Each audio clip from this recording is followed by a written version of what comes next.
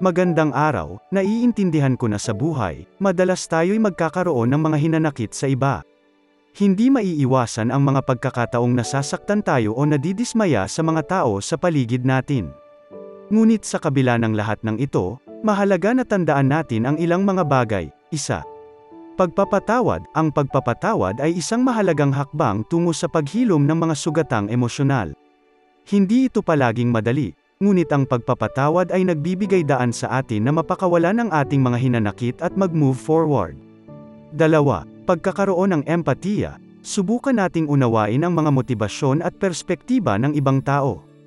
Baka may mga bagay na hindi natin alam o nauunawaan sa kanilang mga sitwasyon na maaaring magdulot sa kanila ng mga desisyon na nagiging sanhi ng ating hinanakit. 3. Pag-uusap. Mahalaga ang malinaw na komunikasyon sa paglutas ng mga problema. Ito'y nagbibigay daan sa atin na maipahayag ang ating mga nararamdaman at maunawaan ang mga nararamdaman ng iba. 4. Pagsusuri sa sarili. Maari rin nating suriin ang ating mga sarili at itanong sa ating mga sarili kung paano tayo nakakatulong o nagiging bahagi ng suliranin. Hindi lahat ng pagkukulang ay mula sa ibang tao. Minsan tayo rin ay may mga pagkukulang na dapat nating ayusin. Sa huli, ang buhay ay puno ng mga pagkakataon na masaktan at magkaroon ng hinanakit.